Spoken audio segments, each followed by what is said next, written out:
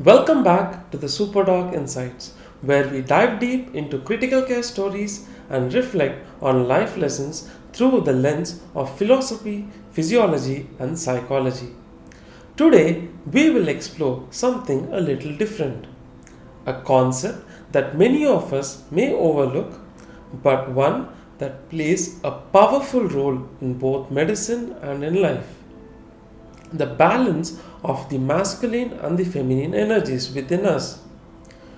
We will revisit an ICU case I have discussed before and use it to explore the deeper connection between the energies we carry in our professional lives and our personal growth journeys. Let's break it down through the 3P framework.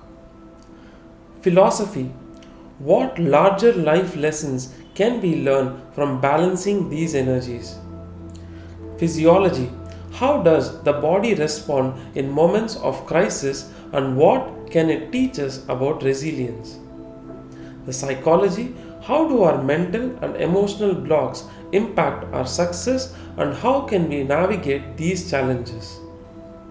Whether you are in the medical field, pursuing a goal, or just reflecting on your journey, this episode is for anyone seeking growth and balance. Let's dive in. Let's take a step back to revisit one of the ICU cases I have shared before. A 55-year-old man with stage 4 oropharyngeal cancer who presented with stridor and quickly spiraled into a life-threatening condition. For those of you who might remember this case, we performed an emergency tracheostomy, but shortly after, the patient developed a tension pneumothorax. Now, this is where the masculine energy comes. The action oriented, decisive energy kicked in. In critical care, this energy is necessary. Every move we make is about precision, control, and taking action quickly to save the life. We had no time to reflect or hesitate. But as the case progressed, I realized that once we had done everything medically possible, it was time to shift gears. I had to move from the masculine energy of control into the feminine energy, an energy of empathy and intuition, especially when it came to communicating with the patient's family. Let's take this story and explore it further through the lens of the philosophy, physiology, and the psychology. When we think about life and medicine, the balance of the masculine and feminine energies is crucial. Masculine energy is all about control, action, and logic. But when we only operate from that space, we risk losing the sight of the human element. In critical care, the masculine energy helps us take charge, make swift decisions, and act under pressure.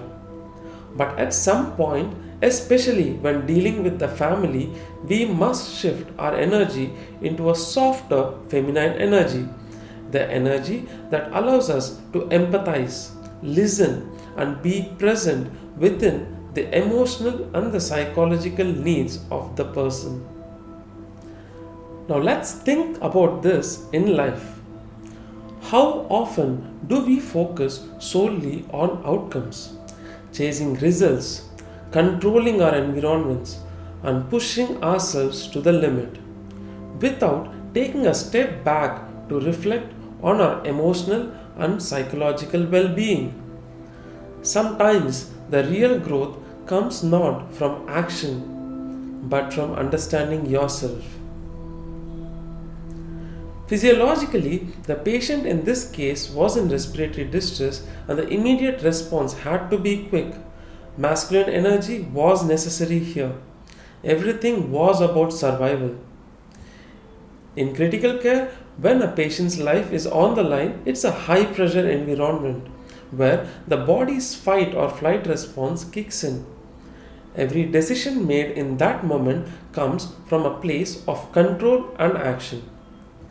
The body demands it, and as medical professionals, we respond in kind. But here's what's fascinating.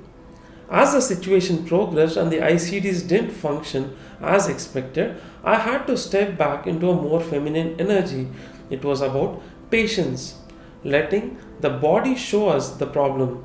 And as it turned out, the patient's mucus plug was the real issue and not the pneumothorax we initially treated. And this is where the body teaches us the balance is essential. Yes, we act when necessary, but we also need the space to observe and understand what's truly happening.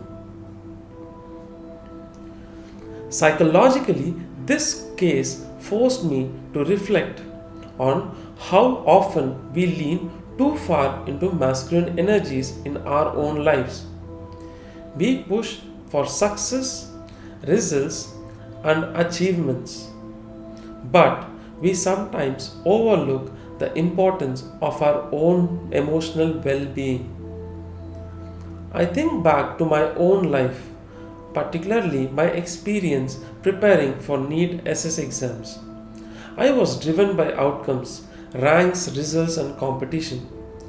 But what I didn't realize then was that my emotional burnout was a confounding factor in my ability to truly succeed. We often talk about balancing the mind and the body. In the ICU, I learned that the same applies to life. The masculine energy helped me stay focused and disciplined, but the feminine energy allowed myself to reflect, breathe, and nurture my mental health, which was what ultimately led to growth. So, I encourage you to think about your own life. Are there areas where you are leaning too far into control, results, and actions? Are there spaces where you need to embrace more empathy, patience, and understanding? Whether in medicine or in life, balance is key. The masculine energy drives us to take action, to save lives, and to push forward in moments of crisis. But it's the feminine energy that allows us to reflect, empathize, and nurture not just others but ourselves as well.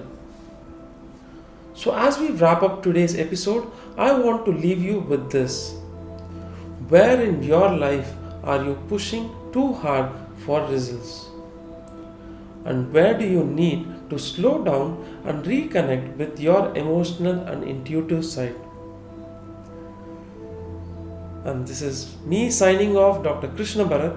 Stay balanced, stay healthy, and remember, true success comes when we embrace both the action of the masculine and the intuition of the feminine in all aspects of our life.